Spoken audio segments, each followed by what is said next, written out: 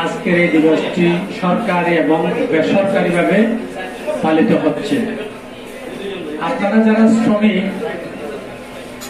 আমরাও শ্রমিক, বাংলাদেশের এই দিবসটি উদযাপনের মেইন উদ্দেশ্য হচ্ছে এখানে শ্রমিক আর মালিকের যে বিভাজন আমরা একে মানি না, এই কথা বলার জন্য।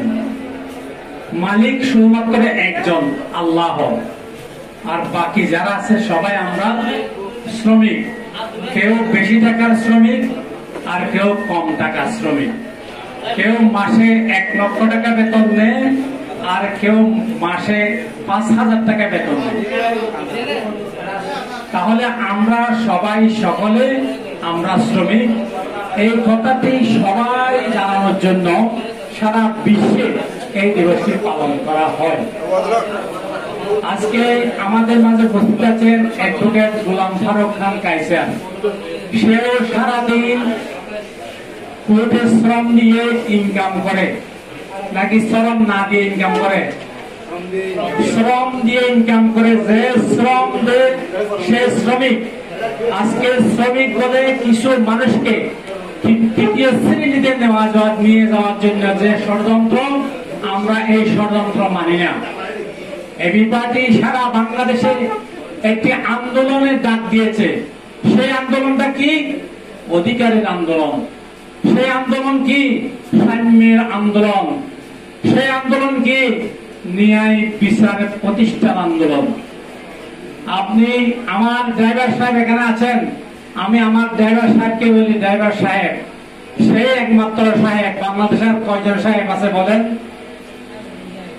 এই ড্রাইভারদেরকে যারা অবমূল্যায়ন করছেন, আজকে তাদের অবমূল্যায়নের কারণে আমাদের ড্রাইভারের চেহারা মোবারক সংসারে বিভিন্ন অভাব অনটন পরিলক্ষিত হয়।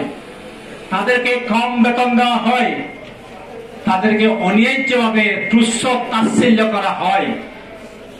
এই না করার জন্য আন্দোলনের ডাক দিয়েছে সারা বাংলাদেশে এবি পার্টি।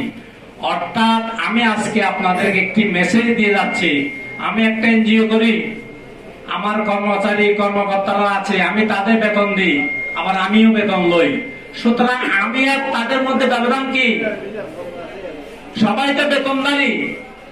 আমরা যারা বেতনদারি আমরা সবাই শ্রমিক। আজকে খানার দিন নয়।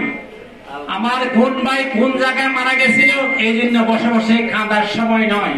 এখন সময় হলো, আমার এক ভাই রক্ত দিয়েছে এই দেশ স্বাধীন করার জন্য। দেশ স্বাধীন হয়েছে, এখন স্বাধীনতা ভোগ করব আমরা। ঠিক আপনারা যারা শ্রমিক, কেউ একজন সারা বিশ্বে আন্দোলন করেছিল, আন্দোলনে কেউ মৃত্যুবরণ করেছিল। সেই মৃত্যুর যদি আমরা বদলা নিতে চাই, সারা বাংলাদেশে সারা বিশ্বে শ্রমিকদের অধিকার প্রতিষ্ঠা করতে হবে। আমাকে সুষ্ঠুভাবে চলার অধিকার, আমার বেঁচে থাকার অধিকার, আমার কথা বলার অধিকার এবং আমার গাড়ি চালার অধিকার, গাড়িতে চড়ার অধিকার, এটা আমার অধিকার। এই অধিকার প্রতিষ্ঠা করার জন্য সারা বাংলাদেশে এবি পার্টি শ্রমিক শাখা গঠন করেছেন। এবি পার্টি মনে করেছেন এই মুহূর্তে শ্রমিকদের বাদ দিয়ে বাংলাদেশে কোনো গণতন্ত্র আসবে না, ন্যায় বিচার আসবে না, সাম্যবাদ প্রতিষ্ঠা হবে না।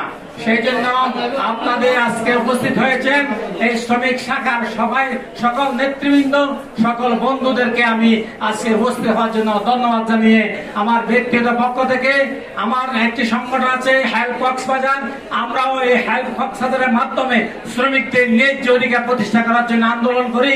আপনাদের সবাইকে আন্তরিক মোবারকবাদ জানিয়ে আমার কথা এখানে শেষ করছি।